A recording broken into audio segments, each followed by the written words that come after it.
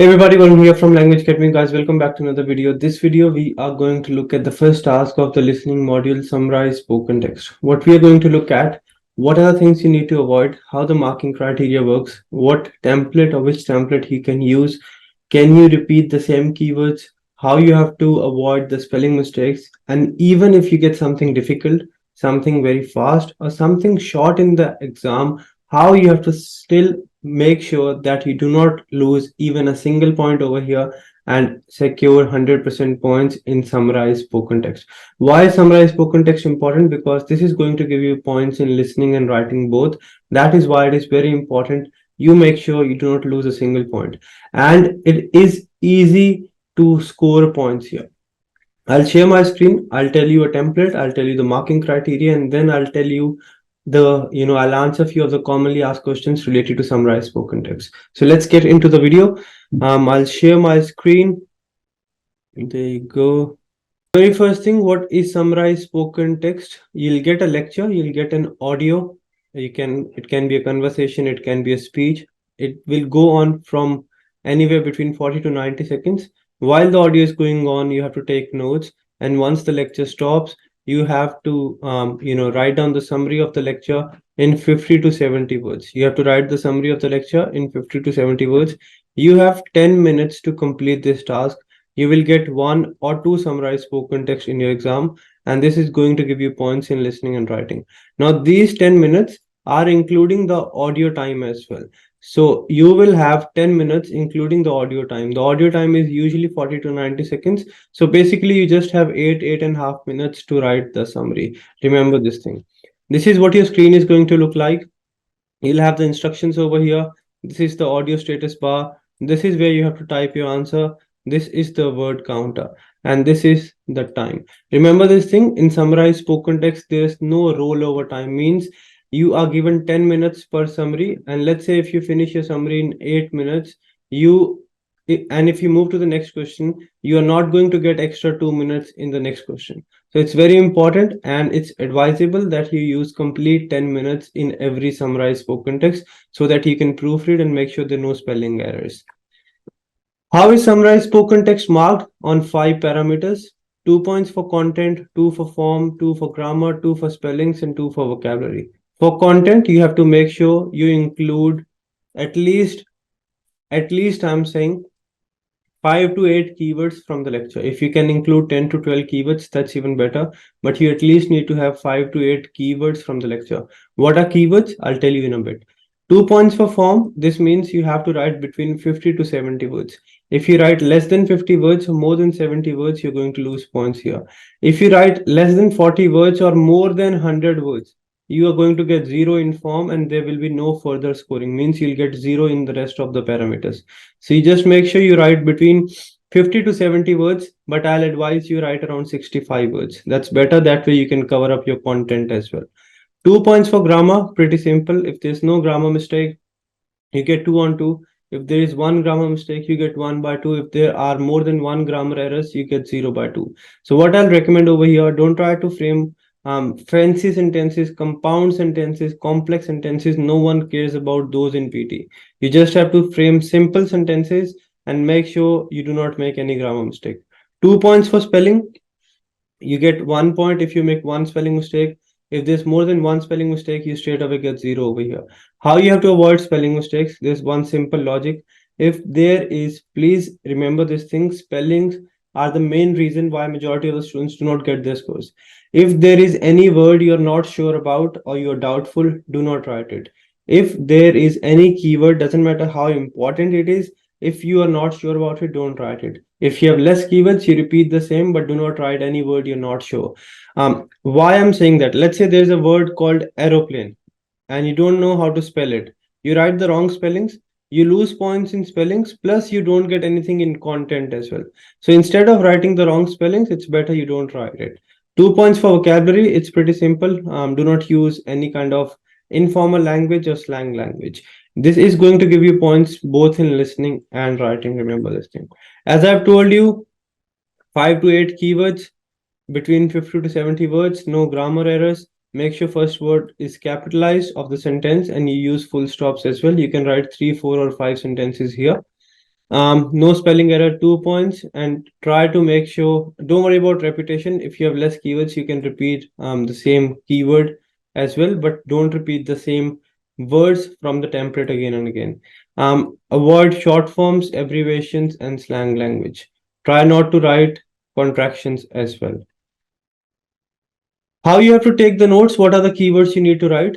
Try to focus on writing those keywords which do make some sense. For example, you can't just write a keyword called good. You can write good market, good economy, good country, or something like that. So you can't just take adjectives or adverbs. It's better you take nouns.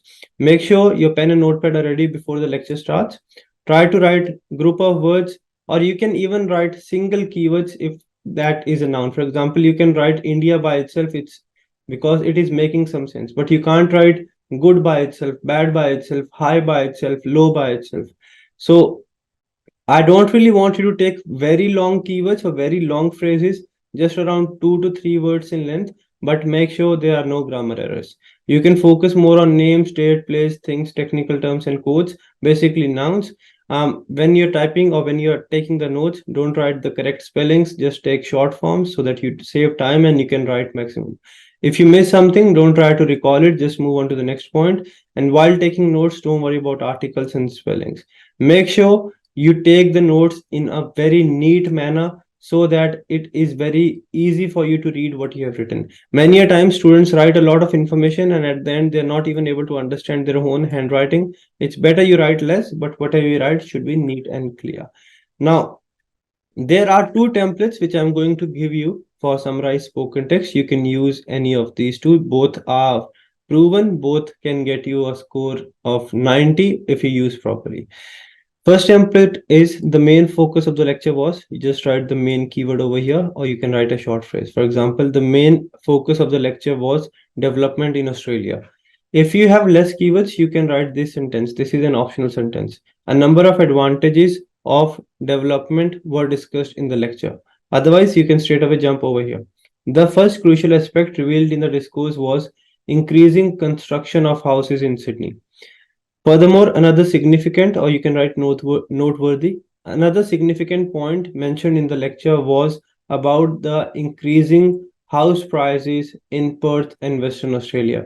Additionally, the lecture also exhibited important information about increasing land prices in Melbourne as well as Geelong. In conclusion, the lecture suggested that it is the right time to move to South Australia in cities like Adelaide. So you have to just add keywords over here. Don't worry that you have to write actual conclusion. It can be from anywhere. As long as it is a keyword, you are good to go. So 3 ideas, 3 keywords or phrases here, one here, and you're done. If you want to use another template, if you're not really comfortable memorizing it, you can use this as well. But same way, you have to write keyword here, a small phrase here, a small phrase here, a small phrase here, a small phrase here. You have to make sure you write between 50 to 70 words. If there's any word you're not sure about spellings, don't write it. In case you have less keywords, you repeat the same.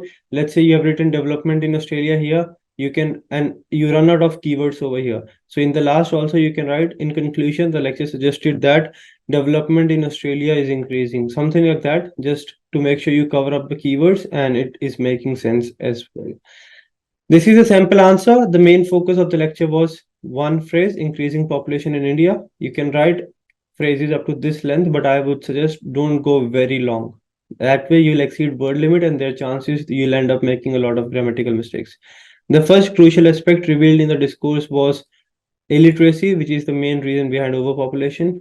Furthermore, another significant point mentioned in the lecture was implementation of strict government policies. Additionally, the lecture also exhibited important information about the role of education in schools. In conclusion, the lecture suggested that strict measures should be taken at the earliest. And that is it. That is how you have to do it. It's not difficult. It is easy if you understand what we are talking about. If you're following any other template as well, right? If you're taking classes or anything, you can use any template you wish to. Each and every template can get you the scores, but you have to satisfy the marking criteria. First of all, make sure your answer has got around 5 to 7 keywords at least. You write between 50 to 70 words. There are no grammar errors and no spelling errors. If there's any word you're not sure, don't write it. If you have less keywords, you repeat the same. And for vocabulary, don't write any kind of short forms or informal language, and you will be fine. Now, a few doubts which a lot of students do have. If we get two summarized spoken text, can we use the same template? 100% you can. Each task in PTE is separately marked, is individually marked. It's not dependent on the other task. It is marked by a computer, not by a human. So computer is not going to think that this guy has used same template here and here. I'll deduct the points. You can use the same template. What to do if you have less keywords? If you have less keywords, you can repeat the same keyword, but write from the lecture. Don't write something which was not in the lecture. That is not going to give you any points in content. What to do if you are not really sure about spellings? Do not write any word you're not sure. What to do if you are not really sure about grammar? Do not take long phrases, just take short phrases.